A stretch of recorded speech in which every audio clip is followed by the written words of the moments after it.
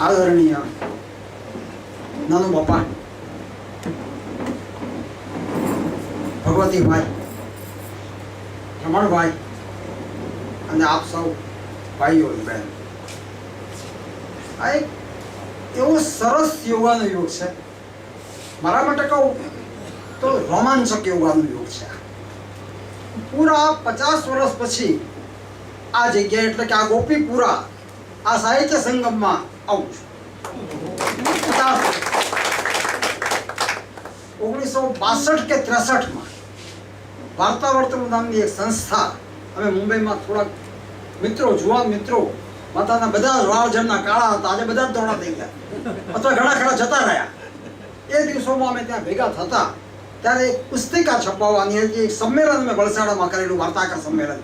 અને એ માટે હું આજે નાનો બાપા, તે નાનો ભાઈ અમારા, એમની પાસે હું અહીંયા આવેલો અને અહીંયા એક આખો દિવસ સવારથી સાંજ રહેલો. આ બધું કઈ નહોતું.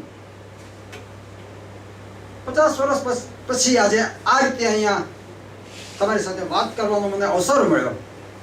એ માટે મારે રમણભાઈનો પહેલા આભાર માનું છું.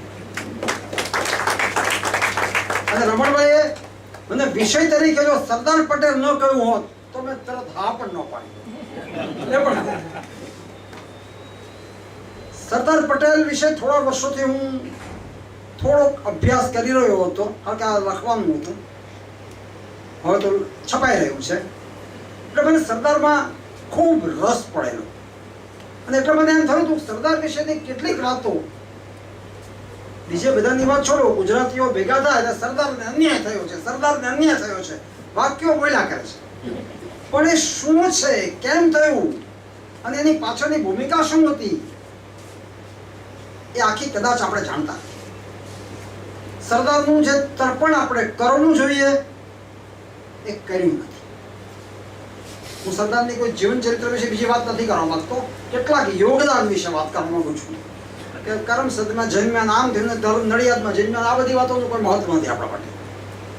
સરદાર 1928માં પહેલી વાર સરદાર બન્યા, ત્યાં સુધી વલ્લભભાઈ છે. 28માં બારડોલી સત્યાગ્રહમાં એ સરદાર બન્યા અને 28 થી 45 એ સરદાર રહ્યા. પણ ગાંધીજીના સ્વયંસેવક અથવા એક ગાંધીજીના કોંગ્રેસીઓને યસમેન કહેતા ગાંધીજી સરદારને. સર્વત્ર ગાંધીજીની જ્યારે વાત કરી છે ત્યારે સરદારની વાત યસમેન તરીકે કરી છે. કોંગ્રેસના ઘણા ખરા નેતાઓ એ વખતે કહેતા. એ સરદાર 1945 થી 50 છેલ્લા 5 વર્ષોમાં જેમનું સરદારત્વ 16 કળાએ ખીલ્યું છે એની થોડી વાત કરી છે. અને જે ઇતિહાસના પૃષ્ઠો એવા આડાવડા છે કે એને કલેક્ટ કરીને થોડા એને જોવાની અને એકત્રિત કરીને જોવાની મારે કોશિશ કરી છે. સરદાર નું સૌથી મોટું યોગદાન જો આપણે જ્યારે યાદ કરીએ છીએ તે સૌથી પહેલા આ રજવાડાઓનું વિલીનીકરણ આપણને યાદ આવે. સરદાર ન હોત તો આ રાજાઓ, આ વાત આપણે તરત જ કહીએ છીએ, વાત સાવ સાચી, સાવ સાચી. પણ સાથે સાથે આપણે તરત બોલીએ છીએ, ખાસ કરીને આપણા પત્રકારો, કટાર લેખકો, ઇતિહાસકારો વાતમાં એમ કે સરદાર બિસ્માર્ક, સરદારને બિસ્માર્ક સાથે સરખામણી કરી, જર્મનીના બિસ્માર્ક જેવા. આનાથી મોટું સરદારનું અપમાન બીજું કોઈ હોઈ શકે. સરદાર જેવા પ્રચંડ માણસને બિસ્માર્ક જેવા એક સાવ મામૂલી ખૂની હત્યારા માણસ સાથે સરખાવવું, એ પશ્ચિમના ઇતિહાસકારોએ જે કહ્યું, પશ્ચિમનું પગલું છોડ્યું પણ પવિત્ર હોય એવું માનનારો જો આપણો વર્ગ છે એ લોકોએ કહ્યું. બિસ્માર્ક જર્મનીમાં 15-20 રાજ્યો ત્યારે હતા. એક રાજ્ય પ્રશિયા, એનો બિસ્માર્ક ઓસ્ટ્રિયાને એને હરાવ્યું અને લોહિયાળ યુદ્ધો કરીને જર્મનીના બીજા રાજ્યોને કચડી નાખ્યા એને. અને પોતે સર્વા સન્મુખ તૈયાર થઈ ગયો જર્મનીનો. અને પછી કહ્યું કે જર્મનીમાં હવે રુધિર અને તલવારની ભાષા ચાલશે. આ બિસ્માર્ક સાથે સરદારને સરખાવે. બિસ્માર્કે જર્મનીનું એકીકરણ કર્યું, એ વાત સાચી. જુદા જુદા 20-25 રાજ્યો હતા, એ બધાને એને એક કર્યા. પણ એ તો પોતે રાજા બનવા ગયા હતા. આપણે સરદારને જ્યારે બિસ્માર્ક કહીએ છીએ ત્યારે આ યાદ રાખવું જોઈએ કે સરદાર બિસ્માર્ક નથી, બહુ આગળ છે, ખૂબ આગળ છે. બિસ્માર્કની સાથેની સરખામણી થશે. સરદારની પાસે સૌથી મોટું કામ જે વિલીનીકરણનું હતું, 562 રાજ્યો હતા, 562 રાજ્યો. અને જ્યારે હિન્દ સ્વાતંત્ર્ય ખરડો જે પસાર થયો 15મી ઓગસ્ટ 1947 થી હિન્દુસ્તાન બને, પાકિસ્તાન બને અને સાથે 562 રાજ્યો સ્વતંત્ર બની જાય. 562 રાજ્યો સાથે બ્રિટિશ સરકાર જે સુપ્રીમસી, પેરામાઉન્ટસી, સર્વાધિકાર ભોગવતી હતી, એ 15મી ઓગસ્ટે પૂરો થાય. એટલે 562 રાજ્યો સ્વતંત્ર બને. તમે કલ્પના કરો આ દેશની કે હિન્દુસ્તાન બને, પાકિસ્તાન બને અને 562 રજવાડાઓ, અને આ 562 રજવાડાઓ વચ્ચે 882 સરહદો, 882 સરહદો વાળું આ રાજ્ય. તમે કલ્પના કરો આ દેશનું શું થાય. 40% વિસ્તાર દેશી રાજ્યો હતા અને 33%, 34% વસ્તી દેશી રાજ્યો. સ્વાતંત્ર્યના ફળ એમને મળે છે નહીં. પોલિટિકલ ડિપાર્ટમેન્ટ જે આ 562 રજવાડાઓનો વહીવટ કરી રહ્યું હતું, અને આ પોલિટિકલ ડિપાર્ટમેન્ટ વાઇસરોયને વફાદાર. જ્યારે સરદારે હોમ મિનિસ્ટ્રી સંભાળી, આ હોમ મિનિસ્ટ્રી પાછળનો ઇતિહાસ છે. સરદારને હોમ મિનિસ્ટ્રી ન મળે એ માટે પૂરતા પ્રયત્નો થયા, હોમ મિનિસ્ટ્રી ન મળે એ માટે. પણ એ પછી વાત કરશું. પણ સરદાર હોમ મિનિસ્ટર એટલે આ જે પોલિટિકલ ડિપાર્ટમેન્ટ હતું એ રાજ્ય ખાતું બન્યું, રિયાસતી દેશી રજવાડાઓનું ખાતું. સરદાર એના પ્રધાન બન્યા, એના ચાર્જમાં આવ્યું. અને આ 562 રજવાડાઓને જે રીતે એમણે એકત્રિત કર્યા, અદ્ભુત કથા છે, અદ્ભુત. તમને નવાઈ લાગશે. જામનગરના, નવાનગરના જામ સાહેબ પણ વિરુદ્ધ. જામ સાહેબે પૂરા કાઠિયાવાડના બધા રાજ્યો એકત્રિત થઈને પોતે એના રાજા બને એ માટે એક એકીકરણ યોજના કરી. 1 કરોડ રૂપિયા સ્પેર કર્યા પોતાના આ કામ માટે. એટલું જ નહીં, બેડી બંદર પાકિસ્તાન વાપરી શકે એવી ઝીણા સાથે ગોઠવણ પણ કરી. કારણ કે ઝીણાએ એમ કહ્યું કે જે રાજ્યો અમારી સાથે ભળશે એ રાજ્યોનું સ્વાતંત્ર્ય અમે જાળવી રાખશું. જ્યારે પંડિત નહેરુએ એમ કહ્યું હતું કે આ રાજાઓને અમે નામશેષ કરીશું.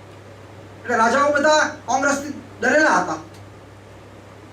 એક બાજુ જામ સાહેબથી માંડી અને ત્રાવણકોર કોચી, ત્રાવણકોરે પોતાની સ્વતંત્રતા જાહેરાત કરી દીધી કે 15મી ઓગસ્ટે અમે સ્વતંત્ર. અમારો પ્રતિનિધિ યુનોમાં જશે, અમારો પ્રતિનિધિ એમ્બેસેડર પાકિસ્તાનમાં જશે, એની નિમણૂક કરી દીધી. ભોપાલ, હૈદરાબાદ, જુનાગઢ આ બધાએ પોતાનું સ્વતંત્ર જાહેર કર્યા, સ્વતંત્રતા અથવા તટસ્થ રહેવાની વાત કરી. કેટલો વિકટ મામલો હતો. કલ્પના કરો, કોઈ અંદાજ નહીં આવે. બિકાનેર, જોધપુર, જેસલમેર આ 3 રાજાઓ ઝીણાને મળ્યા છે. ઝીણાને મળી અને ઝીણાએ એમને ઓફર આપી છે. આ કોરા કાગળે હું સહી કરું છું, ઉપરની ટર્મ્સ એન્ડ કન્ડિશન તમે રહો. કોરો કાગળ ઝીણાએ સહી કરીને આ ત્રણેયના હાથમાં આપી. અને જેસલમેર, જોધપુર અને બિકાનેર આ ત્રણેય લલચાય. પણ જો ક્યારેક ઘટનાઓ કેવી બને છે. જોધપુરના રાજા જ્યારે પોતે સહી કરવા પેન ઉપાડે છે ત્યારે ત્યાં એમના દિવાન હાજર છે. દિવાન કાનમાં કહે છે રાજાને, મારા સાહેબ બાને પૂછ્યા વિના નહીં કરતા. અને લાગ્યું બાને પૂછવું જોઈએ, એમને માતા જીવતા. એને કહ્યું કે હું પરમ દિવસે કહું છું. એક ક્ષણ સહી કરવાનું રહી ગયું. અને સરદારને જ્યારે ખબર પડી એ જ દિવસે ત્રણેયને મળ્યા છે, ત્રણને પોતાની પાસે બોલાવ્યા છે. અને સરદારે વાતમાં કહ્યું છે કે તમારા પૂર્વજોએ જે ભૂલ કરી એ તમે કરવા માંગો છો. તો પેલા લોકોએ કહ્યું છે કે અમારી સ્વતંત્રતા, અમારો રાજા રજવાડાનો જે ઠાઠ છે અમારો જે, તો સરદારે એમ કહ્યું છે કે તમે મોગલ સલ્તનતને ત્યાં મોગલ બાદશાહ પાસે તમારી દીકરીઓ દીધી છે. તમારે આ કામ કરવું છે, હજુ તમારે ચાલુ રાખવું છે. અને પેલા ત્રણેય સમજી ગયા છે, ત્રણેય સહી કરી છે. કેટલી કેટલી જગ્યાએ સરકારે કેમ કર્યું છે. જામ સાહેબ એક મજાની વાત છે. જામ સાહેબને મળવું છે સરદારને, અને કશું મળીને જામ સાહેબને વાત કરવી છે. કેવી રીતે મળવું? સરદાર કરતાલ હિંમતસિંહને બોલાવે છે. કરતાલ હિંમતસિંહ એટલે જામ સાહેબના નાના ભાઈ, અને એ આપણા મિલિટરીમાં છે. કરતાલ હિંમતસિંહને બોલાવીને પૂછે છે કે કરનાલ, મારે તમારા મોટા ભાઈની મુલાકાત કરવી છે અને એની સાથે થોડી વાત કરવી છે. What is the way out? ત્યારે કરનાલ એમ કહે છે, સરદાર સાચું કહું, તમે ભાભી સાહેબને મનાવશો ને તો ભાઈ સાહેબ બની જશે. આ કર્નલ હિંમતસિંહજીએ સરદારને કહ્યું. ગુલાબકુંવર બા જે કાઠિયાવાડનો એ હાજર હશે ને ખબર હશે, સૌરાષ્ટ્રમાં જામ સાહેબના રાણી ગુલાબકુંવર બા એક જમાનામાં કેવો એમનો એક આખો પ્રભાવ પડતો. ગુલાબકુંવર બા બહુ શક્તિશાળી, બહુ સમર્થ મહિલા હતા. એટલે આમણે કહ્યું કે ભાભી સાહેબને મનાવો. હવે ભાભી સાહેબને કેમ મનાવવા? બીજે કે ત્રીજા દિવસે જામ સાહેબ કોટામાં એક લગ્ન પ્રસંગે આવ્યા. કોટા હિંમતસિંહજીએ કહ્યું સરદારને કે કોટામાં લગ્ન પ્રસંગે ભાઈ ભાભી બંને આવ્યા છે અને હું પણ જવાનું છું, અમારા કુટુંબના લગ્ન છે. સરદાર કે વળતા ભાઈ ભાભીને જમવા લઈ આવો. જામ સાહેબ અને રાણી સાહેબ દિલ્હીના સ્ટેશને પોતાના રેલવેના વેગનમાં છે. પોતાના એ વખતે વેગન હતા, એ લોકો સલૂન હતા, સલૂનમાં હતા. એટલે જામનગરની ગાડીમાં જોડવા માટે 4-5 કલાકનો ટાઈમ છે. બંને રાજા રાણી બંને સરદાર પાસે જમવા આવે છે. સરદારે 1 કલાક શું વાત કરી એનો રેકોર્ડ ક્યાંય મળતો નથી. એટલે એ થોડુંક જે આડું ઉડું મળે છે એ 100% રિલાયબલ નથી. શું વાત કરી કોઈ જાણતું નથી. પણ 1 કલાક પછી જામ સાહેબે કહ્યું, સરદાર ક્યાં સહી કરો. શું થયું છે, કેવી રીતે વાત થઈ હશે, ક્યાં જ ખબર. એટલે થોડોક અંદાજ લગાવી શકાય છે. એક અંદાજ એ લગાવાય છે કે રાણી સાહેબને ઢેબરભાઈ નહોતા ગમતા. કારણ કે ઢેબરભાઈની રસિકભાઈની જે આત્મકથા જીવન ચરિત્રો છે, રસિકભાઈની આત્મકથા છે, એ જે છે એમાં આડકતરો ઉલ્લેખ પડે છે. સૌરાષ્ટ્રના રસિકભાઈ અને ઢેબરભાઈ બંને રાણી સાહેબને નહોતા ગમતા. ઢેબરભાઈ જામનગરના વતની હતા અને જે રીતે રાજ્યોની સામે લડતા હતા એ નહોતું ગમતું. એટલે ઢેબરભાઈ બંધારણ સભામાં ન જાય અને સૌરાષ્ટ્રના ચીફ મિનિસ્ટર ન બને એ રાણી સાહેબની ઈચ્છા. કેવી રીતે શું થયું કાંઈ ખબર નથી, પણ ઢેબરભાઈ બંધારણ સભામાં ન ગયા એ વાત સાચી છે. સરદારે બંધારણ સભામાં એમને ડ્રોપ કર્યા, કદાચ રાણી સાહેબની ઈચ્છા પૂરી કરવા. સૌરાષ્ટ્રના ચીફ મિનિસ્ટર બનાવ્યા અને જામ સાહેબને પ્રમુખ બનાવ્યા, રાજપ્રમુખ. પણ 222 રજવાડાઓ જે સૌરાષ્ટ્રના હતા એનું એકીકરણ તો કર્યું છે, બહુ અદભુત રીતે કર્યું. આ જ રીતે ભોપાળના નવાબ હમીદુલ્લાહ ખાન, અને હમીદુલ્લાહ ખાન ચેમ્બર ઓફ પ્રિન્સીસ રાજવી મંડળના પ્રમુખ, અને સખત વિરુદ્ધમાં સરદારની, સખત વિરુદ્ધમાં. આ ભોપાળના નવાબ એન કેના પ્રકારેણ સરદારે સમજાવ્યા. ભોપાળના નવાબની એક દીકરી શાહજાદી પટૌડીના નવાબને પરણેલી. પટૌડીના ક્રિકેટર પટૌડી અને બાપ સિનિયર પટૌડી, એની પત્ની ઇફ્તિખાર અલી ખાન. મંજૂરી ખાન એકદમ સાચું. એટલે એ પટૌડીના નવાબ દિલ્હીમાં એકદમ રમખાણો ચાલે. અને એક જે જગ્યાએ ફસાયેલા નવાબ અને એમના બેગમ ફસાયેલા, તાર ટેલિફોન વ્યવહાર તૂટી ગયેલો. ભોપાળના નવાબ અત્યંત એકદમ ઉદ્વેગ થયેલો કે મારી દીકરીનું શું થશે, આજે દિલ્હીમાં ફસાયેલી છે. સરદારને ફોન કરે છે, જે સરદાર સાથે એમણે છેલ્લા 2-3 વર્ષ સતત સંઘર્ષ કર્યો હતો, એ સરદારને ફોન કરે છે. સરદાર, મારી દીકરી ત્યાં દિલ્હીમાં ફસાઈ ગઈ છે, કોઈ સંપર્ક થતો નથી, અને જે વિસ્તારમાં છે એ વિસ્તારમાં 24 કલાકથી કર્ફ્યુ છે. દીકરીને શું થયું? સરદાર કે તમે ચિંતા નહીં કરો. સરદાર પોલીસ કમિશનરને કહીને એ સરનામે તપાસ કરાવે છે. એ દીકરી જમાઈને બોલાવી લે છે, એને માટે વિમાનની વ્યવસ્થા કરે છે અને એને ભોપાલ મોકલાવે છે. હવે આ સરદારને પછી વાત કરીએ, આપણે કોમવાદી પણ કહીએ છીએ. આ બધા જે બુદ્ધિજીવીઓ અને સેક્યુલરવાદીઓ છે, અને ઇવન ઇન્ક્લુડિંગ સમાજવાદી, મને પૂરા જયપ્રકાશ સાથેના પૂરા સન્માન સાથે હું કહું, જયપ્રકાશ શુદ્ધ એમને કોમવાદી અને મૂડીવાદી કહ્યા. આ સરદારે કઈ રીતે કોમવાદી કહેવાય? આ 562 રજવાડાઓને એમણે આ રીતે એકમાત્ર કાશ્મીરમાં એ ન કરી શક્યા. કારણ કે કાશ્મીર 562 એક રાજ્ય હતું, સરદાર હસ્તક જ હતું. પણ જવાહરલાલે એમની પાસેથી લઈ અને વિદેશ ખાતાને પાસે મૂક્યું. કારણ એ હતું કે હવે કાશ્મીરમાં યુદ્ધ ચાલે છે, એટલે સંરક્ષણ ખાતું અને વિદેશ ખાતું બંનેની સાથે સંકળાયેલા છે. એટલે એકલું રાજ્ય ખાતું સંભાળે બરાબર નથી. એમની પાસેથી કાશ્મીરનું પોર્ટફોલિયો લઈ લીધો અને એ જવાહરલાલ પાસે ગયો. હવે ઇતિહાસમાં હવે આવું ઇબ્સન બ્રશથી તો ઘણી વાત થઈ શકે, પણ આ બન્યું. હવે આ જ 562 રાજ્યોને એકીકરણ કર્યા પછી એક સરસ વાત છે. ત્રાવણકોર એની પાસે 300-400 દીકરા દીકરીઓ પૌત્રો પ્રપૌત્રો આ બધું 364 નો કાફલો, અને આ બધાને વધતા ઓછા અંશે રાજ્ય તરફથી સાલિયાણું હતું, ખિસ્સા ખાસમાં હતું. જેમ પેલા રાજકુમારોને જે રીતે મળે એ રીતે બધાને મળતું. એટલે વીપી મેનન જે આ કામમાં રોકાયેલા છે, વીપી મેનને ત્રાવણકોરથી સરદારને કહ્યું કે સરદાર, જો એક્ઝિસ્ટિંગ બધા જ રાઇટ્સ રાજાઓને રાખવાના હોય તો ત્રાવણકોરનો રાજા તો 400 જણાને ખદાખોરો કે ખર્ચો આપે, પૈસા આપે છે, એ આપણે જાળવવા અને વર્ષોથી અપાય છે. તો સરદારે એને કહ્યું, મેનન એક વાર્તા કહો. મેનનને નવાઈ લાગી, આ વાર્તાની શું વાત છે? એક હતો રાજા. એ રાજા પંખીઓનો બહુ શોખીન, અનેક પંખીઓ પાડ્યા. આખો એને પક્ષીઓનું ઉદ્યાન બને, સોના રૂપાના પાંજરા બનાવ્યા.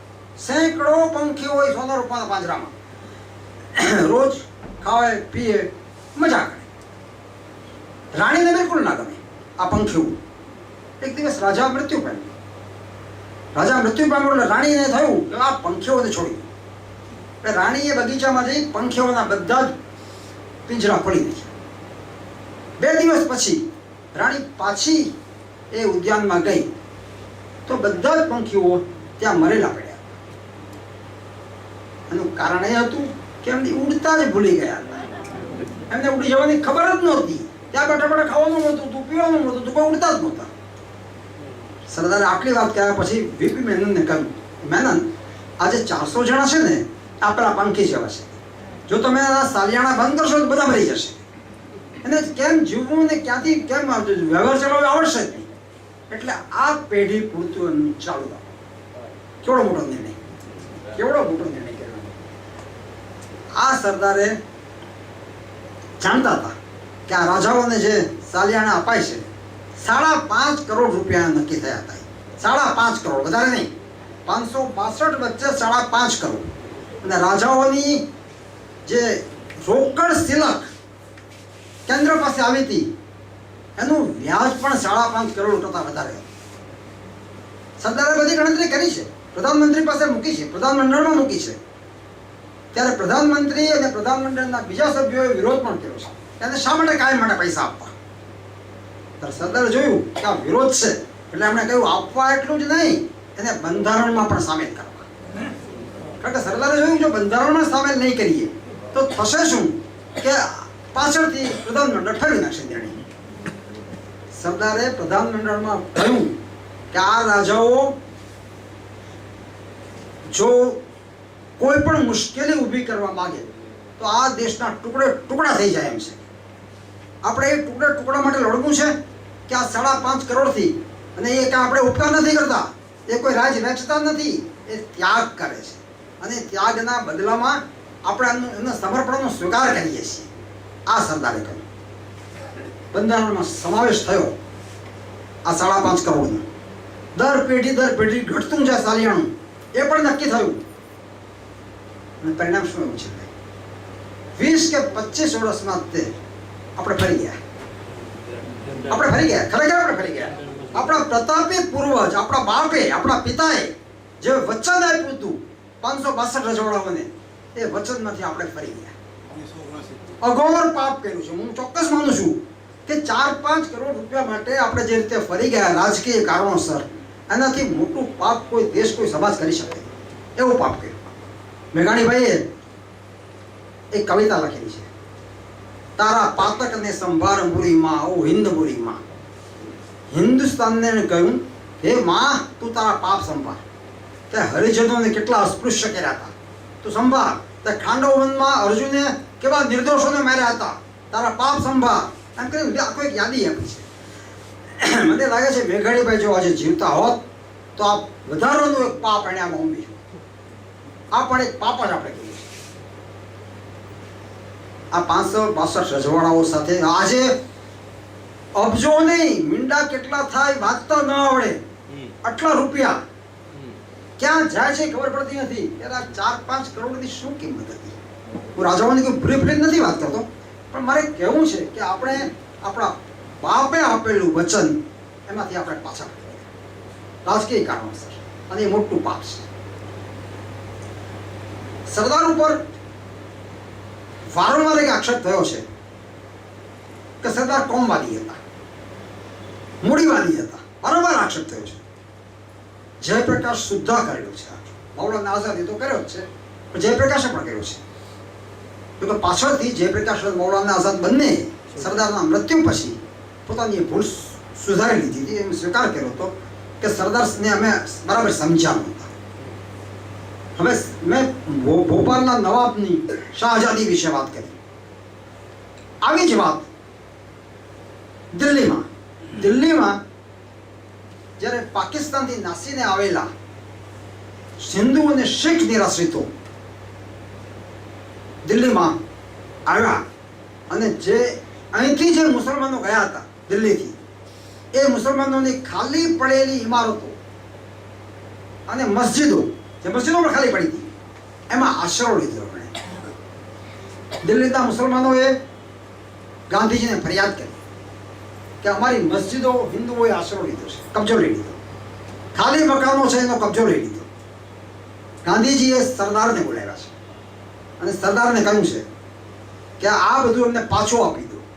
તો સરદારે પૂછ્યું કે આ લોકોને રાખવા ક્યાં?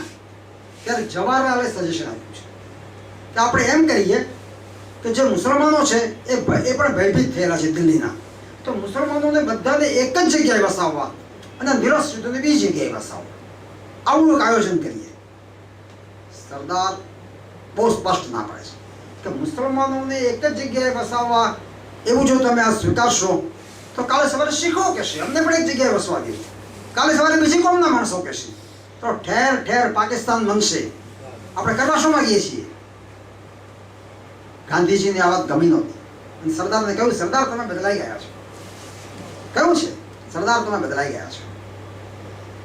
દિલ્હીમાં ફૈઝ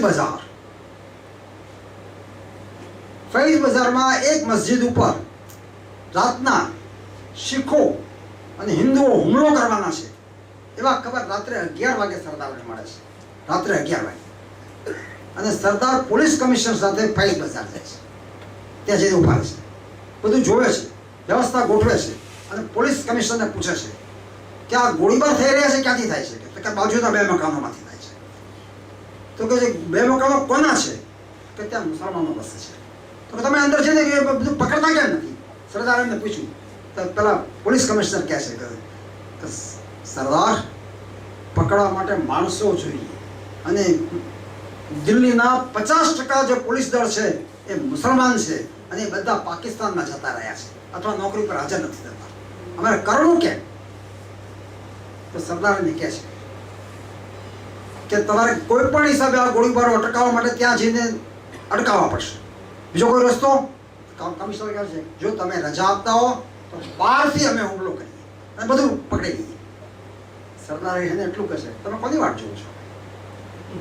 કોની વાટ જુઓ છો? હવે આમાં કાંઈ કોમવાદ છે? આમાં કોઈ કોમવાદ તમને દેખાય સરદાર માટે?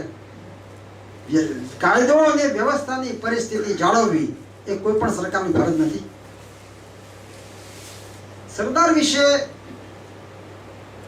એક બીજી વાત કહેવાય છે આઝાદી પછી તરત જ કહેવાય છે ખરેખર રેકોર્ડ ઉપર છે, આઝાદી પછી તરત જ 2 કે 3 મહિના પછી લખનઉમાં ઓલ ઇન્ડિયા મુસલમાન હિન્દ કે એવું કોઈ સંસ્થા છે, એની એક સભા થઈ. એમાં મૌલાના આઝાદ અને સૈયદ મોહમ્મદ પણ હાજર, જે બંને કોંગ્રેસી નેતાઓ, એ બંને હાજર. 70,000ની સભા, 70,000 મુસલમાનો દેશભરમાંથી આવેલા.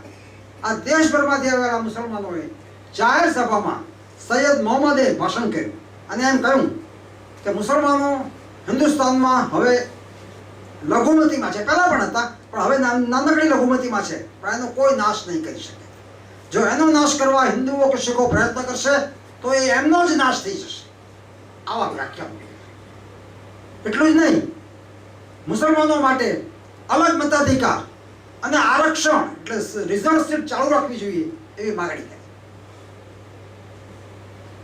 4 કે 5 દિવસ પછી સરદાર લખનઉ ગયા. આ બધું એમણે વાંચેલું. એમણે જાહેર સભામાં કહ્યું ત્યાં કે મારે મુસલમાન મિત્રોને એક વિનંતી કરવી છે તો ભૂતકાળમાં તમે પાકિસ્તાનને ટેકો આપ્યો. અમદાવાદ, મદ્રાસ કે મધ્યપ્રદેશના કે ઉત્તર પ્રદેશના જે મુસલમાનો ક્યારેય પાકિસ્તાનમાં જવાના નહોતા એ લોકોએ પણ પાકિસ્તાનને ટેકો આપ્યો. હવે અમે ભૂતકાળ ભૂલી જવા તૈયાર છીએ. તમે શું કામ નથી ભૂલી જતા? તમે અહીં રહ્યા છો તો અમારી સાથે રહો. હવે તમે પાકિસ્તાની હતા એ ભૂલી જાઓ. અને છતાં જો તમારે 2 ઘોડા પર સવારી કરવી હોય તો કૃપા કરીને અહીંથી ત્યાં જતા રહો. તમે ત્યાં તમારા સ્વર્ગનું સુખ પાકિસ્તાનમાં હોય તો ત્યાં સુખ ભોગવો અને અમને અહીં શાંતિથી રહેવા. આમાં સરદારે કાંઈ ખોટું કહ્યું? આ વાત મૃદુલા સારાભાઈ, જયપ્રકાશ નારાયણ, જવાહરલાલ નહેરુએ બધાએ બહુ નાખુશીથી લીધી. ગાંધીજીને ફરિયાદ કરી. ગાંધીજીએ સરદારને બોલાવ્યા. પત્ર વ્યવહાર થયો, જો કે બોલાવ્યા નથી, પત્ર વ્યવહાર થયો છે. ગાંધીજીએ સરદારને કહ્યું કે સરદાર, તમે જાણે બિન સાંપ્રદાયિકતાની નીતિ ભૂલી ગયા છો. તમે આ બધું શું કરો છો? ત્યારે સરદારે કહ્યું કે મેં એમને જે કહ્યું છે એમાં કશું ખોટું છે બાપુ. જવાહરલાલે કહ્યું, ત્યારે જવાહરલાલ હાજર છે એ ત્રણેય વચ્ચે મુલાકાતમાં. જવાહરલાલે એમને કહ્યું સરદારને કે આ જે તમે જે કહો છો એનું કારણ એ છે કે અહીં દેશમાં આપણે ત્યાં તોફાનો બહુ થાય છે. આપણે મુસલમાનો ઉપર હુમલાઓ કરીએ છીએ. આ દેશમાં મુસલમાનોને સલામતી નથી. આ દેશમાં મુસલમાનો કોઈ સુરક્ષિતતાની ભાવના નથી એમનામાં. એના માટે જવાબદાર આપણે છીએ. તમારે અટકાવવું જોઈએ. ત્યારે સરદારે કહ્યું કે જવાહરલાલ, વાત એથી ઉલટી છે. સાચી વાત એ છે કે ત્યાં હુમલાઓ થાય છે એને કારણે. અને બીજું શું છે કે જે લોકો ગઈકાલ સુધી પાકિસ્તાન માંગતા હતા, ગઈકાલ સુધી, એમની વાત આજે લોકો એક દિવસમાં માની લેશે. એ લોકોએ પુરવાર કરવું પડશે કે હવે આ દેશને તેઓ વફાદાર છે. આવું સરદારે કહેલું છે. આ કહ્યું એ કોઈ ખોટું કહ્યું છે? એક જગ્યાએ સરદારે એવું કહ્યું મેરઠમાં, ત્યાંથી બધા બહુ નારાજ થઈ ગયેલા. ગઝનફર અલી ખાન, પાકિસ્તાન, ગઝનફર અલી ખાન જે આપણા પેલી વચગાળાની સરકારમાં પણ હતા, એ ગઝનફર અલી ખાને એમ કહ્યું કે આપણે તો થોડા માણસો મુઠ્ઠીભર આ દેશમાં આવ્યા હતા અને આ દેશમાં રાજ્ય કર્યું.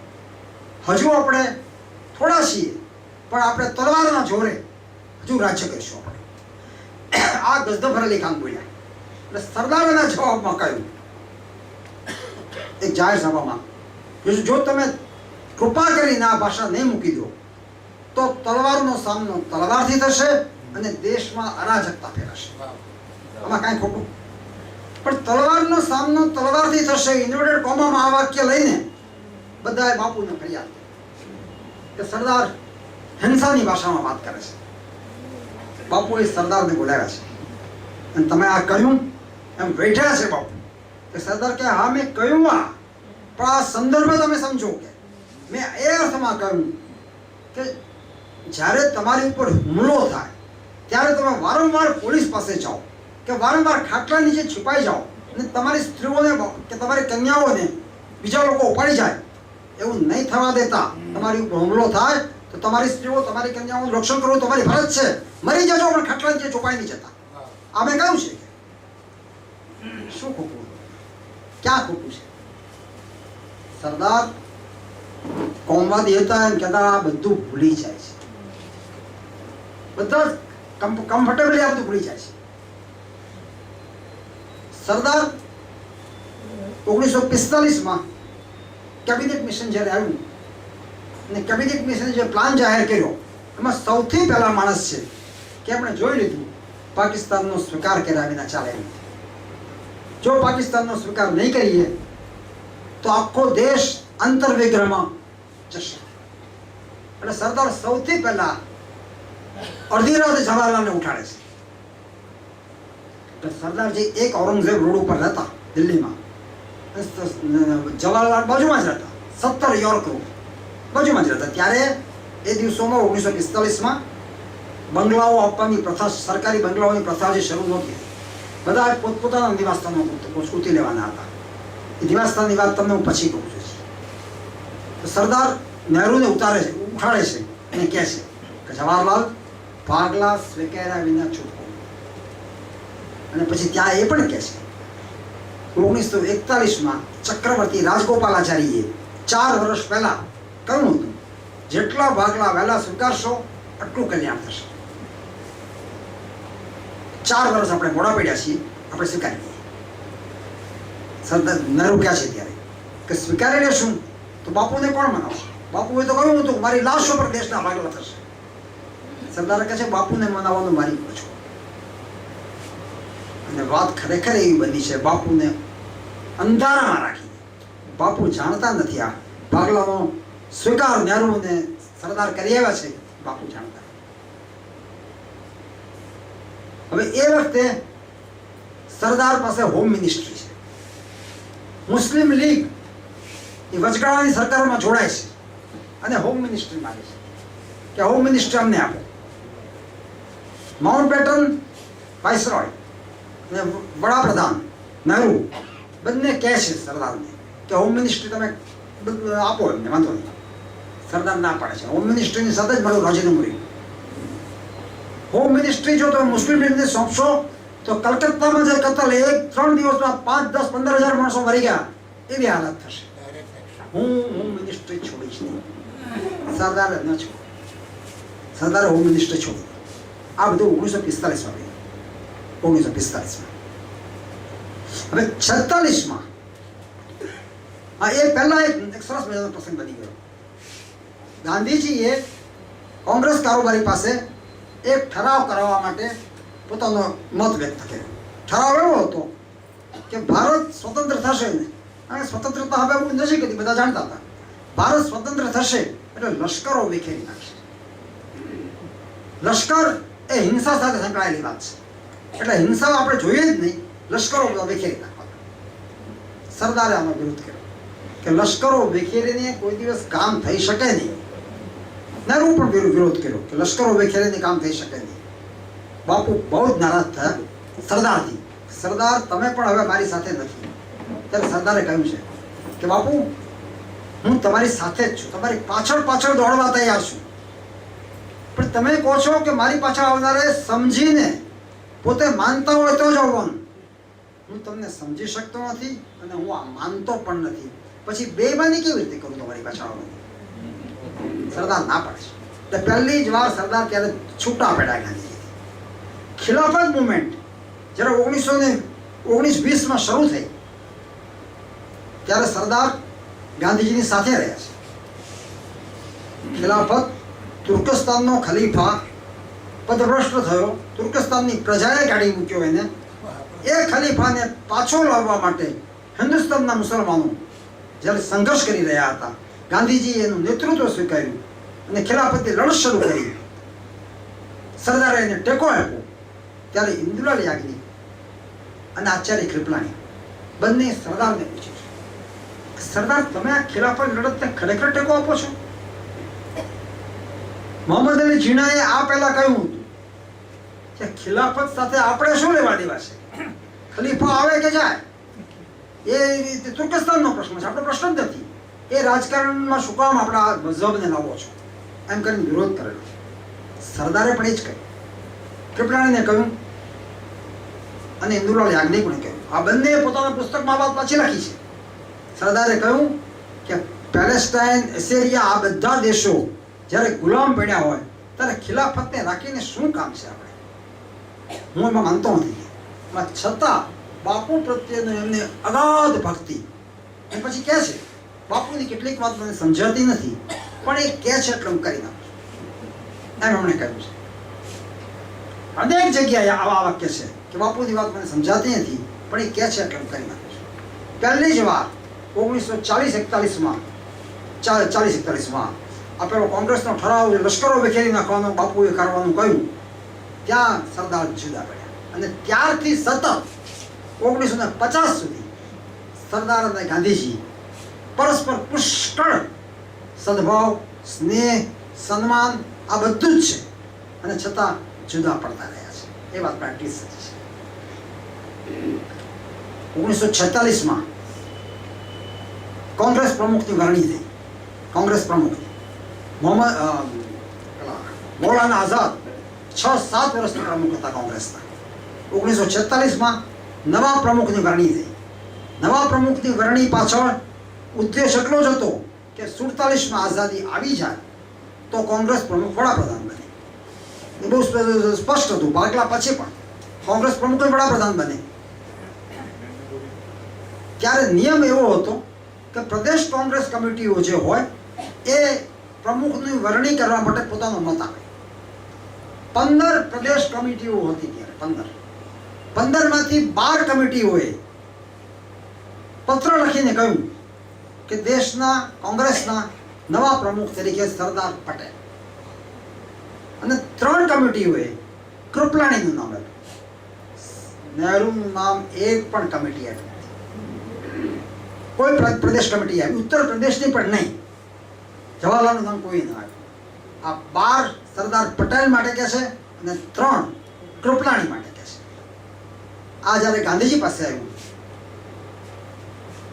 તો હવે આમાં એક નિયમ એવો હતો કે કોંગ્રેસ કારોબારીનો કોઈ પણ સભ્ય પણ એક નામ સૂચવી શકે એવો બંધારણની પ્રોવિઝન પ્રાવધાન હતું. અને ગાંધીજી કૃપલાણીને બોલાવે છે અને કૃપલાણીને કહે છે, અને પ્રોફેસર કહેતા, કારણ કે કૃપલાણી મૂળ તો પ્રોફેસર હતા ને, એટલે ગાંધીજીને પ્રોફેસર કહેતા. પ્રોફેસર, તમને શું લાગે છે, શું કરવું જોઈએ? ત્યારે કૃપલાણી કહે છે કે બાપુ, મારા માટે 3 નામ છે, સરદાર માટે 12 નામ છે, એટલે મારે કંઈ ઉભા રહેવાનો કોઈ અર્થ નથી. હું સરદાર વાળી વાતનો તો જે છે એનો સ્વીકાર કરું છું. ત્યારે ગાંધીજી એમ કહે છે તો પછી તમે ખસી જાઓ છો એવો એક પત્ર આપી. કૃપલાણી તરત જ કહે છે હમણાં જ લખી આપું, 4 લીટી, એમાં શું છે, હું ખસી જાઉં છું. ના, તમે એમાં એક વાક્ય લખો કે હું જવાહરલાલનું સૂચન કરું છું.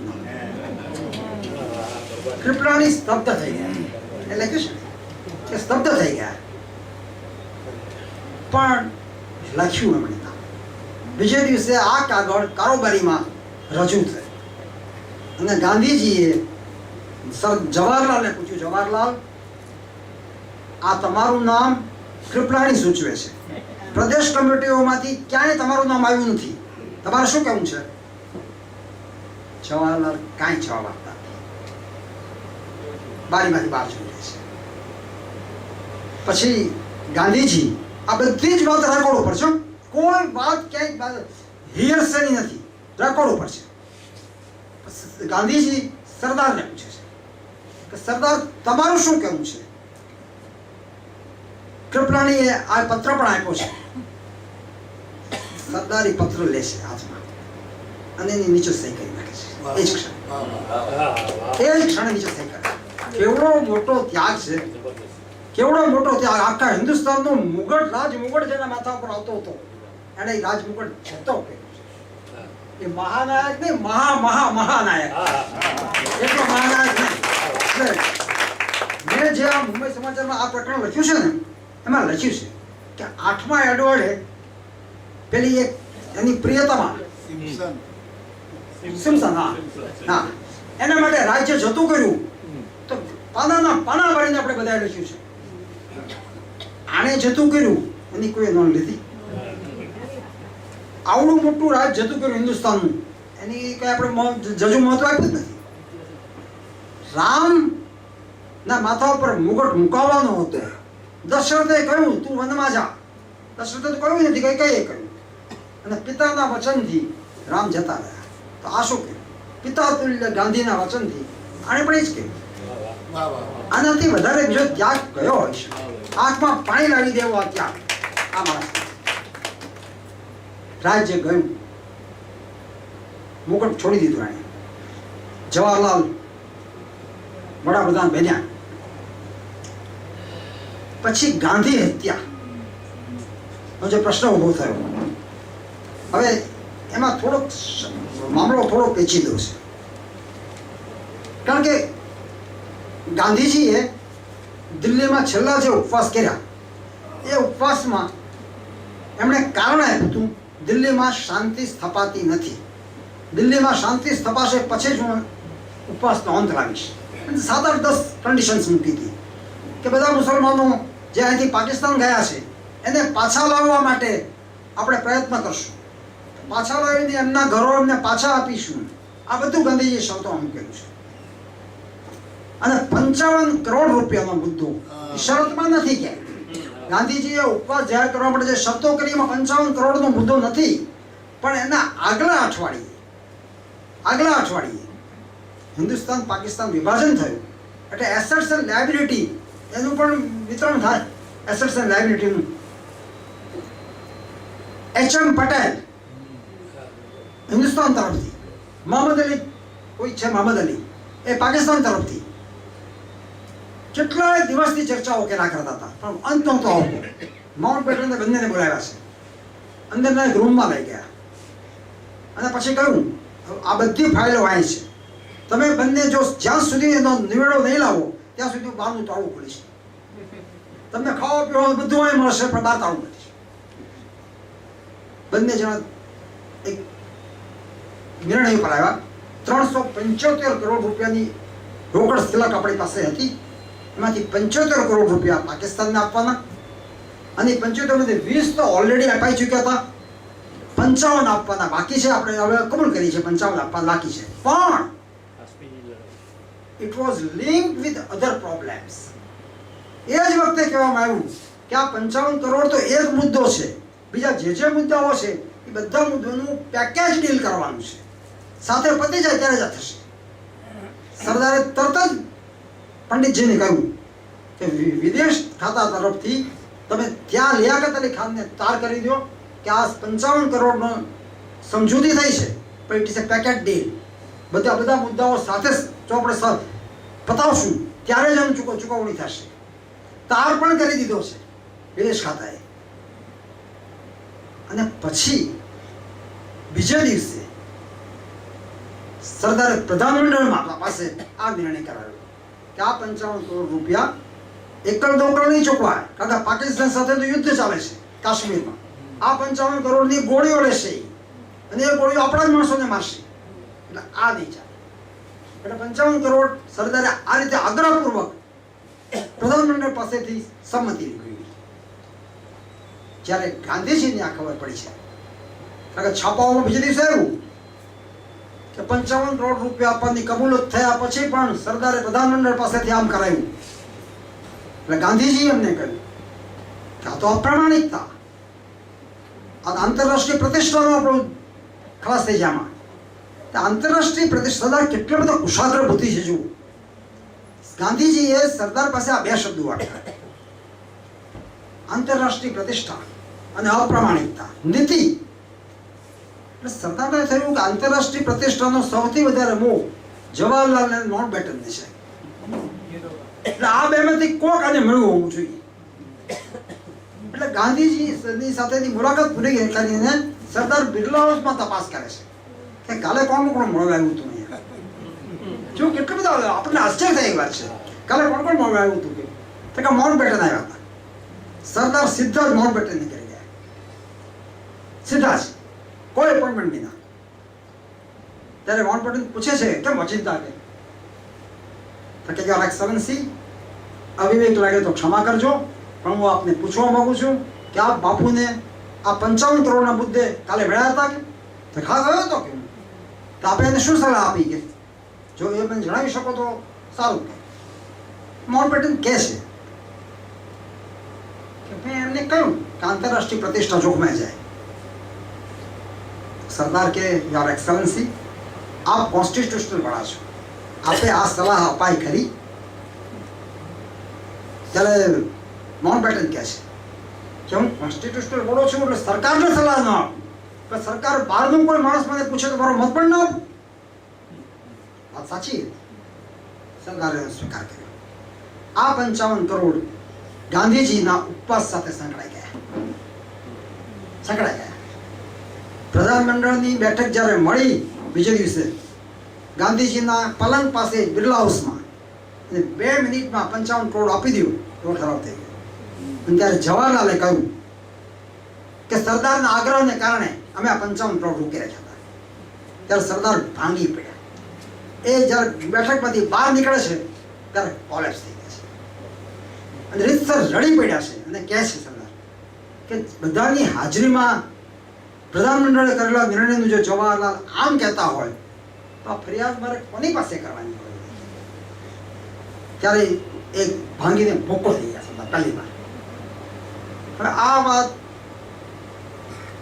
ઉપવાસ ચાલુ છે. સરદાર કાઠિયાવાડ આવ્યા અને કાઠિયાવાડ આવ્યા છૂટકો નથી. ત્યાં કે કાઠિયાવાડનું રાજ્ય રચાવવાની આખી તારીખ નક્કી થયેલી છે. ત્યાંથી મુંબઈ આવ્યા. મુંબઈમાં મોરારજીભાઈ એમને એક વાત કરી કે સરદાર ગાંધી હત્યા માટે પ્રયાસ થઈ રહ્યા છે. મુંબઈના મદનલાલ નામનો એક માણસ રૂયા કોલેજના એક પ્રોફેસર સાથે સંકળાયો હતો. રૂયા કોલેજના પ્રોફેસરે મને આ વાત કરી છે. એટલે સરદારના કાને વાત પડી ચૂકી કે ગાંધી હત્યા માટે પ્રયાસ થઈ રહ્યો છે. અને બોમ્બ ધડાકો 8 દિવસ પહેલા થયો હતો, 10 દિવસ પહેલા સભામાં. એટલે સરદાર દિલ્હી આવ્યા. બાપુના ઉપવાસ છોડી દીધા છે અને બાપુને કહે છે બાપુ કાલથી પ્રાર્થના સભા બંધ કરો. બાપુ કે જે દેશમાં પ્રાર્થના સભા ન થઈ શકે એ દેશમાં મારે રહેવાનું જ ન હોય. એટલે સરદાર એમ કહે છે તો પ્રાર્થના સભામાં એક આવનારા એક માણસને ચેક કરવાની પોલીસે પરમિશન આપો. તો કે જ્યાં પ્રાર્થના માટે આવવા માટે ચેક થવાનું હોય એ ચાલે નહીં. ત્યારે સરદાર ત્રીજું સજેશન આપે છે કે તો પછી સભામાં પોલીસોને હાજર રહેવાની છૂટ આપો, સાદા ડ્રેસમાં રાખીશું. ગાંધીજી ના પાડે છે તો મારે પ્રાર્થના જ નથી કરવી. પછી સરદાર વિચારે છે કે આ ના પાડે છે આ ડોસા, પણ કાંઈક થયું તો મુશ્કેલી થશે. પણ થયું. જાણકારી 10 દિવસ અગાઉથી હતી છતાં થયું. ગાંધીજીએ પ્રાર્થના સભામાં કોઈને પણ હાજર ન રાખવા પોલીસને એવું કહ્યું, એ વાત સાચી. પણ ક્યાંક કશીક ગફલત થઈ, નક્કી થઈ અને આ હત્યા થઈ. આ હત્યા થઈ ત્રીજે કે ચોથે દિવસે છપાઓમાં લેખો આવે છે કે આ હત્યા આરએસએસ વાળાઓએ સરદારની સહાયથી કરેલી છે.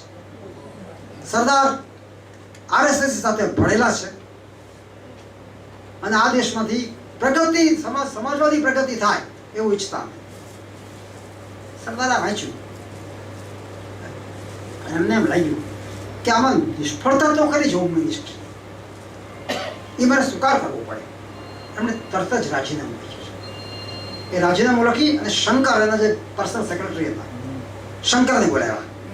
શંકર, અત્યારે જ તમે જવાહરલાલ પાસે જઈને આ રાજીનામું આપો.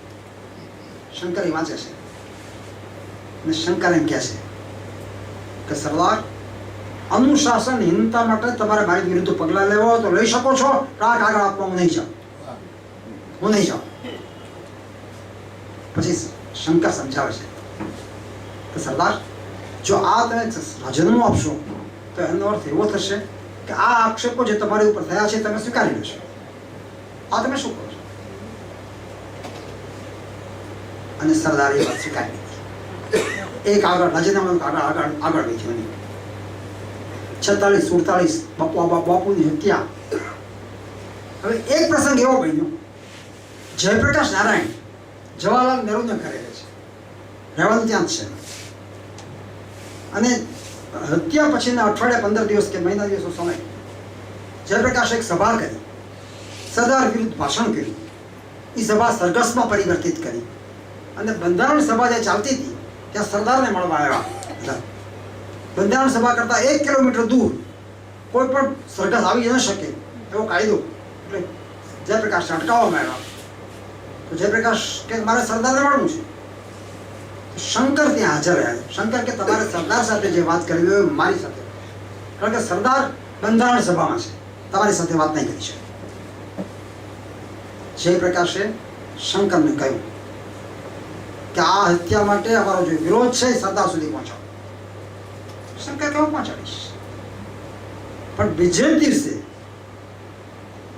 સરદારે ગાંધીજી પંડિતજીને કાગળ લખ્યો અને લખ્યું કે જયપ્રકાશ તમારે ત્યાં રહેવા છતાં જો આ બધું કરતા હોય તો એમાં તમારું પણ સમર્થન છે એવું એવો મેસેજ નહીં જાય લોકોમાં. આ પ્રશ્ન મારે તમને પૂછવો છે. બીજા દિવસથી જયપ્રકાશ જવાહરલાલનું ઘર છોડી ગયા. 46, 47, 48 આ બધા 48, 49 આ બધા ગાળામાં. ત્યાર પછી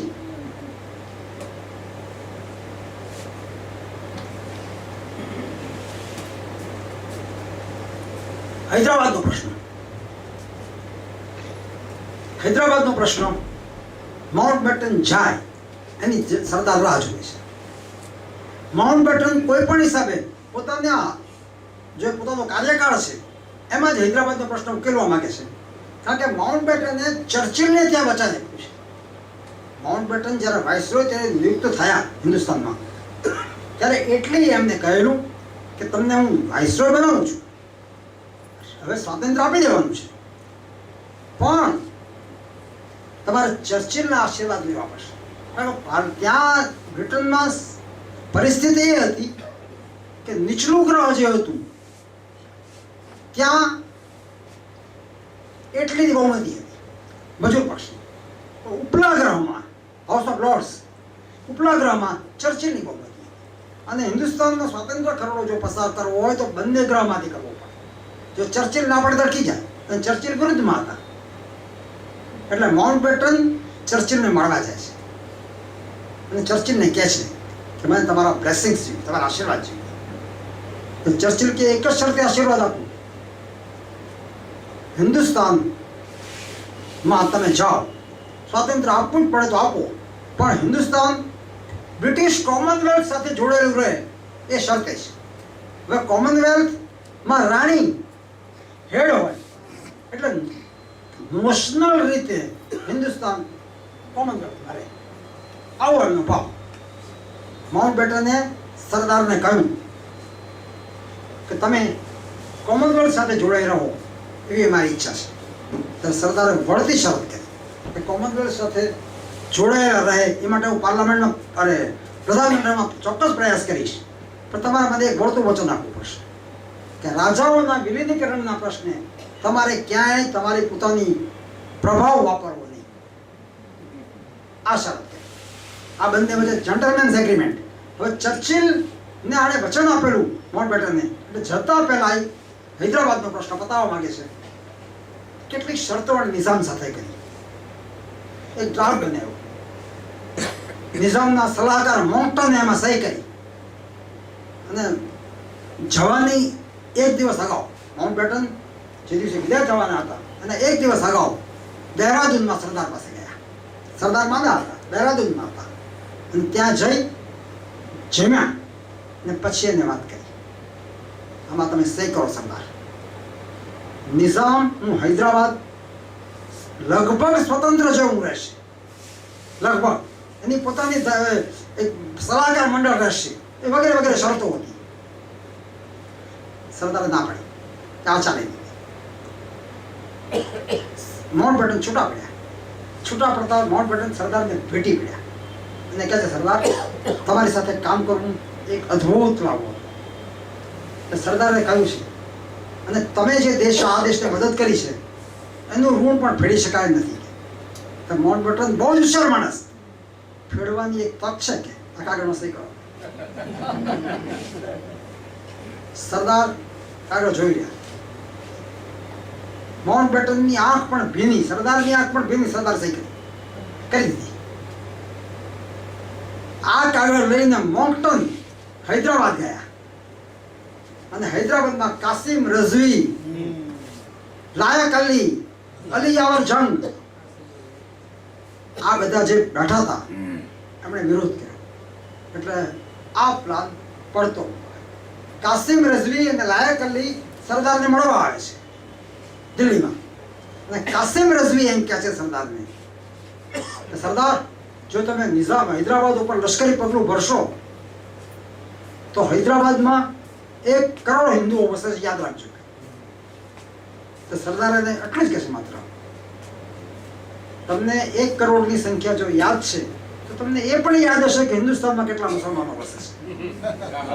તમને આ જવાબ સેક્યુલરિસ્ટો વાળાને ગમ્યો નહોતો. આ ગમ્યો નહોતો.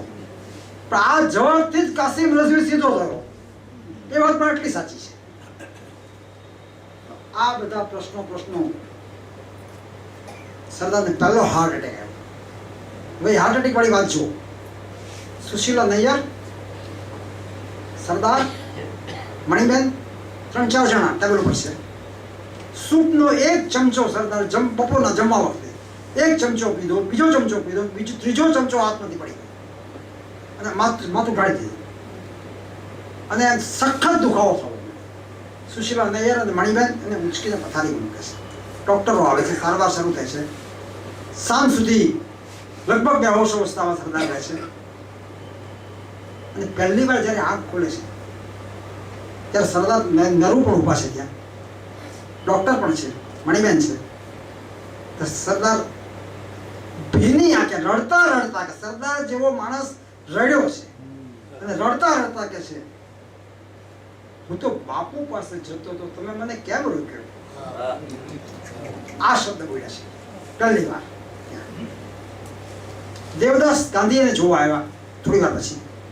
તો સરદાર સહેજ હસ્યા કે દેવદાસ, બાપુને કઈ સંદેશો આપવો છે? હું ત્યાં જવાનો છું. આ વાત. હવે આ સરદાર. હવે એક બીજી વાત તમને કહું સરદાર વિશે. જેવું સ્વાતંત્ર્ય આવ્યું, ગાંધીજીની હત્યા થઈ, એટલે કેટલાક અતિ ઉત્સાહી પ્રધાનમંત્રીના સભ્યોએ નહેરુને એમ કહ્યું છે કે જ્યાં બાપુની હત્યા થઈ એ બિરલા હાઉસ રાષ્ટ્રીય સ્મારક બનવું છે. એટલે જવાહરલાલે એક કાગળ ઘનશ્યામદાસને લખ્યું, ઘનશ્યામદાસ બિરલાને, કે જોકે હું સહમત નથી, મકાન તમારું છે કે, પણ આવી અમારી લાગણી છે. હવે આડકતરી રીતે કે તમે એમ કહો મારી લાગણી છે, એટલે ઘનશ્યામદાસ શું કહે? એટલે ઘનશ્યામદાસે સરદારની મુલાકાત લીધી. સરદાર આમાં શું થઈ શકે? સરદારે પ્રચંડ વિરોધ કર્યો કે આ રીતે કોઈની મિલકત પડાવી ન લેવાય. ઘનશ્યામદાસે કાગળ લખ્યો છે કે જેમ બાપુ મારા બાપુ હતા એમ મારો સગો બાપ પણ અહીંયા જ રહેલો છે. આ મારું એના માટે એનું પણ સ્મારક છે અહીંયા. એ જ રીતે મુંબઈનું મણિભવનની મુલાકાત કરતા તમારામાંથી કોઈ લીધી હશે. મુંબઈનું મણિભવન, આ મણિભવન રેવાશંકરભાઈનું મકાન. રેવાશંકર મહેતા એટલે ડૉક્ટર પ્રાણજીવન મહેતાના ભાઈ. ડૉક્ટર પ્રાણજીવન મહેતા એટલે લંડનમાં જેમણે ગાંધીજી જરા અભ્યાસ કરતા હતા ત્યારે જેમણે મદદ કરી હતી એ ડૉક્ટર પ્રાણજીવન મહેતા. અને શ્રીમદ રાજચંદ્ર, જેમને ગાંધીજી પોતાનો ગુરુ માનતા હતા, એ રેવાશંકરભાઈના જમાઈ. એટલે ગાંધીજી એ રેવાશંકરભાઈના મકાન મણિભુવનમાં ઉતરતા એટલે આ મણિભુવનનો કબજો પણ સ્મારક તરીકે લેવો એવો મોરારજીભાઈનો આગ્રહ. મોરારજીભાઈ મુંબઈ સરકારના હોમ મિનિસ્ટર. હવે મણિભુવન રેવાશંકરભાઈના દીકરા મણિલાલના નામ ઉપરથી પડેલું મણિભુવન. એટલે મણિલાલે એમ કહ્યું કે આ મારા બાપનું ઘર છે, એટલે તમારે જોતું હોય તો મારી ગેરહાજરીમાં લઈ લેજો, હું છું ત્યાં સુધી આ મકાન નહીં આપો. ત્યારે સરદારે એમ કહ્યું કે જો આ રીતે ગાંધીજી જ્યાં ઉતર્યા છે બધા મકાનો આપણે લેવા જશું તો આ દેશમાં કોઈ મોટા માણસને પોતાના ઘરે ઉતરવા જ નહીં દે. આ વાત એને ત્યારે કહી છે. બીજી વાત, સરદારની દીર્ઘદ્રષ્ટિ જુઓ. ચીન વિશેના આપણે બધા જાણીએ છીએ, બધા જાણે છે, એટલે એ વાત નથી કરવી. આસામ ગયા છે સરદાર. 1948 આસામ ગયા છે અને આસામના ગવર્નર અકબર હૈદરી અને આસામના ચીફ મિનિસ્ટર ગોપીનાથ બારડોઈ આ બંનેને 4 દિવસ આસામમાં ફર્યા, બધાને ખૂબ મળ્યા અને પછી આ અકબર હૈદરી બંનેને ચીફ મિનિસ્ટરને બોલાવીને કહ્યું કે જો ભાઈ, આ આસામ અને પર્વતીય પ્રદેશની જે વસ્તી છે એને ભલે આપણે આપણી માનતા હોઈએ પણ એના સંસ્કાર જુદા છે, એની સંસ્કૃતિ જુદી છે, એના જે લોકો જીવે છે એને મેં એ રીતે જીવવાને બદલે તમારા જો નિયમો ઉપર લાદશો તો આ પ્રજા આવતીકાલે આપણી વિરુદ્ધ થશે અને આ પ્રજામાં મોટા ભાગના ખ્રિસ્તી છે અને આ ખ્રિસ્તીઓ અત્યાર સુધી એમ માનતા હતા કે દિલ્હીમાં બ્રિટિશ રાજ છે એ ખ્રિસ્તી છે એટલે આપણું રાજ કહેવાય. હવે દિલ્હીમાં બ્રિટિશ રાજ નથી એટલે ખ્રિસ્તી રાજ નથી, એ ભાવના એનામાં છે. તમે જોજો આ પર્વતીય પ્રદેશો આવતીકાલે આપણી વિરુદ્ધ ન થઈ જાય, ધ્યાન રાખજો, બધા ખ્રિસ્તી ન થઈ જાય, સંભાળજો. આજે બિલકુલ સાચું. આજે આટલા વર્ષ તમે જુઓ છો પર્વતીય 7 પ્રદેશો છે મોટે ભાગે ખ્રિસ્તી બની ગયા, મોટે ભાગે હિન્દુસ્તાનના મેઇન સેશનમાં નથી રહ્યા.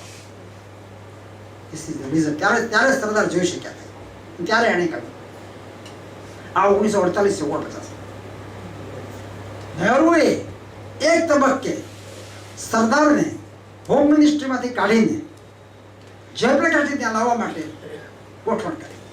આ વાત મણિબેનની ડાયરીમાં છે. મણિબેનની ડાયરી 40 નોટબુકો હાથે લખેલી સરદાર સ્મારક ભવન અમદાવાદમાં છે. એમાંથી થોડાક ભાગો પ્રગટ થયા છે, એડિટેડ કરીને થોડાક ભાગો પ્રગટ થયા છે અને એક પુસ્તક થયું છે. બાકી 40 નોટબુકો ફાઉન્ટેન પેનથી લખેલી ત્યાં પડી છે, મેં જોઈ છે. હું સરદાર સ્મારક ભવનમાં ગયો હતો, મેં માગી હતી એમની પાસે, મારે જોવી છે. પહેલાં તો ના પડી ગયા, એ તો કેમ જોવાય, કેમ ન જોવાય મને કહો, મારે જોવી છે. પછી કંઈ નકલ નહીં કરવાની શરતે મેં જોવા તો આપી, મેં નકલ ન કરી પણ જોયું છે. આ એમાં એક એવો ઉલ્લેખ છે કે જયપ્રકાશજી ત્યાં બેસાડી દેવા હોમ મિનિસ્ટર તરીકે આવો પ્રયોગ મૌલાના આઝાદ, ડૉક્ટર અહેમદ કિડવાઈ, જવાહરલાલ આ બધાએ સાથે મળી કર્યો છે અને એની જાહેરાત અચ્યુત પટવર્ધને એ જ દિવસે સભામાં કરી કે એક જ દિવસમાં સરદારને બદલે જયપ્રકાશ હોમ મિનિસ્ટર બનશે. પછી બન્યો નહીં જોકે, પણ આ કેટલા આંતર પ્રવાહો ક્યાં ક્યાં વહ્યા છે એની હું તમને વાત કરું છું. સરદારની વાત કરવી હોય ને બહુ લાંબી વાત છે. હવે તો કરું હા જાહેર ખબરના યુગમાં કેવું હોય તો એમ કહેવાય, એ માટે વાંચો પેલી ધારાવાહિક નવલકથા યુગ જાહેરાતનો છે. પણ એક વાત કહી સરદાર સ્મારક વિશે. સરદાર હોમ મિનિસ્ટર બન્યા 1945માં, કેબિનેટ મિશન પ્લાનની જે ઇન્ટિરિયમ ગવર્નમેન્ટ બની એમાં, અને 50 સુધી જ્યાં રહ્યા એ મકાન 1 ઔરંગઝેબ રોડ, દિલ્હીમાં ઔરંગઝેબ રોડ ઉપર 1 ઔરંગઝેબ રોડ, ત્યાં સરદાર રહ્યા.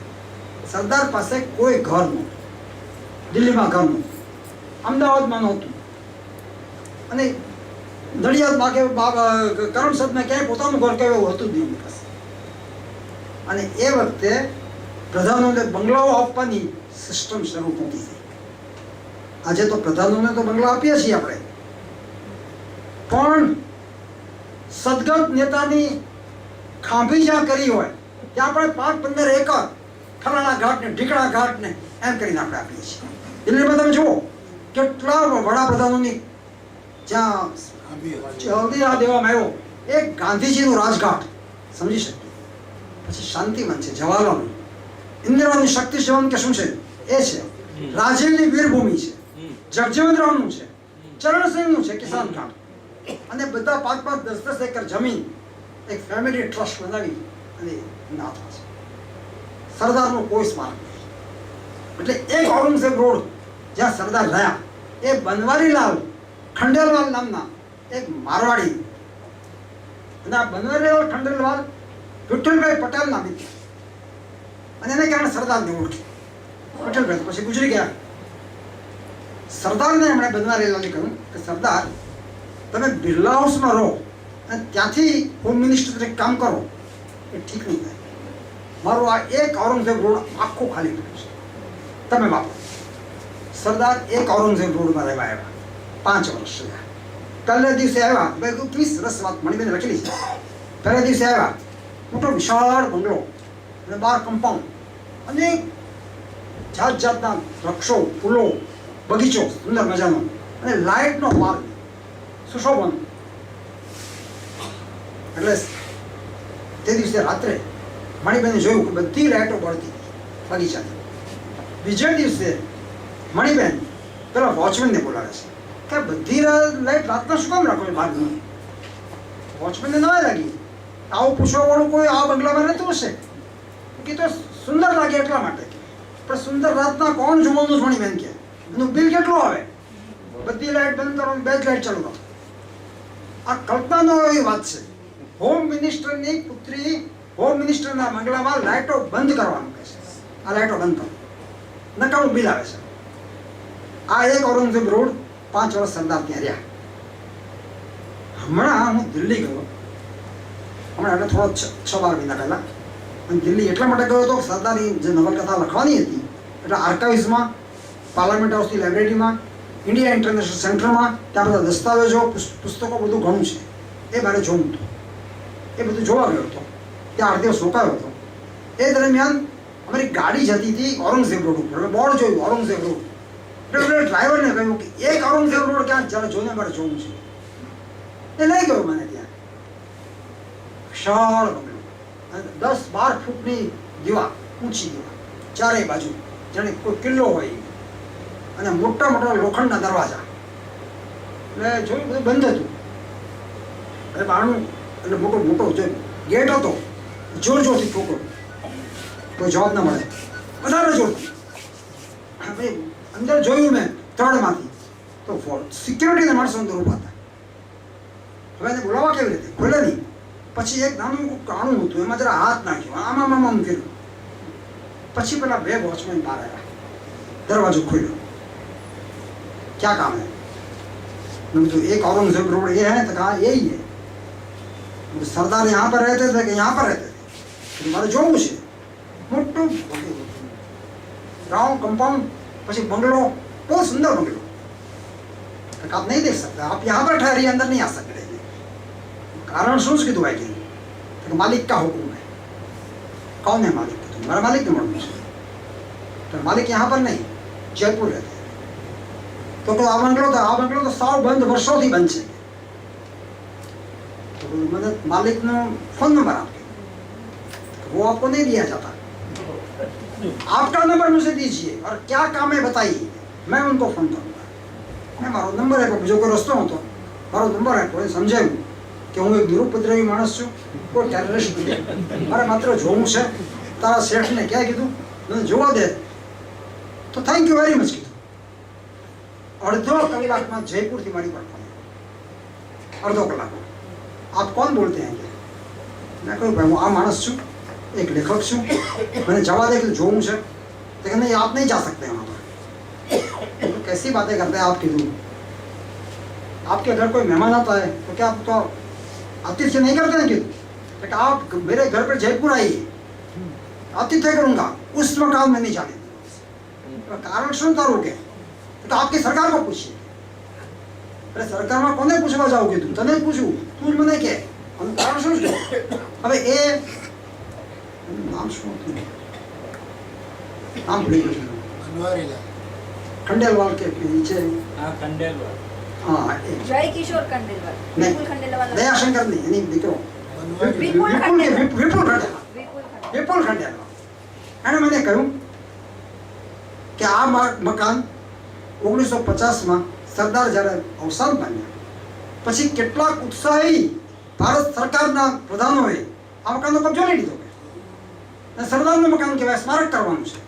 અમારી કરોડો રૂપિયાની પ્રોપર્ટી અમને ઘરની બહાર કાઢી મૂક્યા. અમે કોર્ટમાં ગયા, 12 વર્ષ કેસ લડ્યા.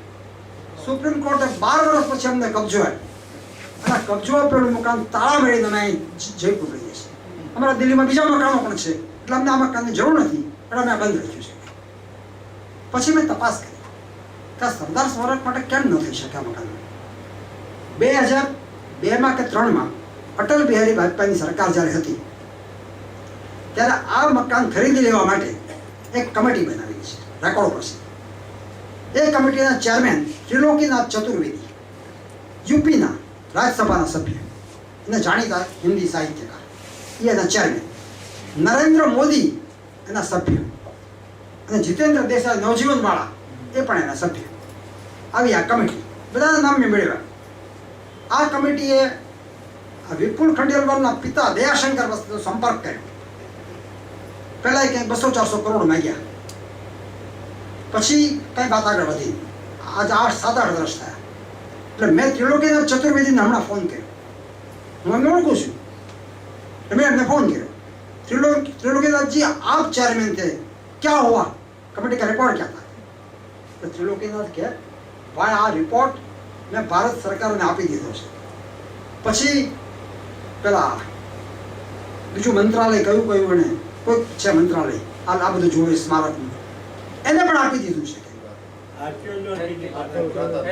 હેરિટેજ વાળી, હા, એટલે એને પણ આપી દીધું, રિપોર્ટ આપી દીધું છે. પછી શું થયું? કોઈ કશું કર્યું નથી. અને એક એણે સમાચાર મને આપ્યા ત્રિલોકીનાથ ચતુર્વેદીએ કે ગુજરાત ભવનમાંથી નરેન્દ્રભાઈએ મોકલેલો એક માણસ 6 મહિના પહેલા મારી પાસે આવ્યો હતો અને એ કોપી જે બધાને આપી હતી એ હવે ક્યાંય મળતી નથી ગુજરાતમાં, એટલે મારી પાસેથી કોપી મંગાવી હતી. પછી શું થયું એ મને ખબર. આ વાત એક ઔરંગઝેબ રોડ આ હાથવગું કરવા માટે મને ક્યારે કેવો વિચાર, ભગવતી કેટલો વિચાર આવતો હતો કે આ 200, 400 કે 500 કરોડ રૂપિયા કે આપણે ન લઈ શકીએ. 200, 500, 1000 કરોડ, અરે અહીંયા અબજોની ને ખરવોની વાત થતી હોય ત્યાં 200, 400 કરોડ રૂપિયા ગુજરાત ના લઈ શકે. પણ નથી થયું, વાત સાચી છે. સરદાર સ્મારક, તમને ખબર છે અમદાવાદનું સરદાર સ્મારક ભવન છે એ પણ લિટિગેશનમાં ઘણા વર્ષો ફસાયેલું હતું. બાબુભાઈ જશભાઈ પટેલની સરકારે સરદાર સ્મારક ભવન શાહીબાગ એ આ ટ્રસ્ટને સોંપ્યું. પછી માધવસિંહ સોલંકીની સરકાર આવી ત્યારે એ પાછું લેવા માટે કેસ થયેલો, ઘણો લાંબો કેસ ચાલ્યો. અને દિવાન સાહેબ જે આપણા ચીફ જસ્ટિસ હતા અહીંયા, એમણે જજમેન્ટ આપેલું કે એની પાસે છે. એટલે સરદાર સ્મારક આટલું આપણે ન કરી શકીએ. ક્યારેક આપણે વિચાર આવે છે, પણ હવે તો બહુ મોટી વાત થઈ. એક છેલ્લી વાત કહી. 1954 લોકસભાની અંદર જવાહરલાલ નહેરુએ મૌલાના આઝાદનું તૈલચિત્ર મૂકવા માટે એક અપીલ કરી છે. 1954 મૌલાના આઝાદ ગુજરી ગયા પછી થોડા 2 કે 3 મહિનામાં અપીલ કરી છે કે મૌલાના આઝાદનું તૈલચિત્ર ત્યાં મૂકવાનું જોઈએ, પોર્ટ્રેટ. ત્યારે માધવરાવ સિંધિયાના પિતા, અત્યારે જે છે ત્રીજી પેઢી છે આ સિંધિયા, એના પિતા માધવરાવ, એના પિતા એણે જોયું કે સરદારનું ચિત્ર નથી અહીંયા. એટલે રાજેન્દ્ર પ્રસાદ ત્યારે રાષ્ટ્રપતિ છે, એ રાષ્ટ્રપતિને મળ્યા અને કહ્યું કે સરદારનું ચિત્ર નથી અને મૌલાના આઝાદનું ચિત્ર મૂકવાનું તમે કહો છો, સરદારનું કેમ નથી? રાતોરાત મહારાજા સિંધિયાએ એક પોર્ટ્રેટ બનાવ્યું અને રાજેન્દ્ર પ્રસાદે એનું અનાવરણ કર્યું. અને એ અનાવરણ વખતે જે બોલ્યા છે માધવરાવ સિંધિયાના પિતા, એ જ બહુ સુંદર છે. એ જ એક જ વાક્ય બોલ્યા છે.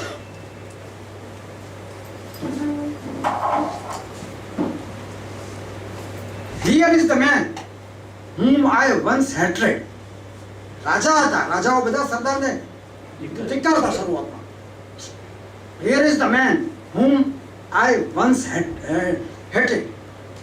Here is the man of whom I was later afraid. પછી જેનાથી હું બીતો હતો. And here is the man whom I admire and love. આ સરદારનું પોર્ટ્રેટ ત્યાં મુકાયું. આ સરદાર મૃત્યુ પછી 40 વર્ષે ભારત રત્ન બન્યા. એ પણ અડધિયા રાજીવ ગાંધી સાથે એમનો અડધો ભાગ, આખો ભાગ નથી મળ્યો. 40 વર્ષે ભારત રત્ન પદ્ધતિ કે સરદારની કોઈ પ્રતિભા વધતી નથી, ઉલટું ભારત રત્ન વધારે મૂલ્યવાન થાય. પણ આ વાત સાચી છે. આ સરદાર વિશે થોડીક વાત કરવાની મને તક મળી. ફરી એકવાર રમણભાઈનું, નાનુ બાપાનું, ભગવતભાઈનો, આપ સૌનો આભાર માનું છું. Thank you.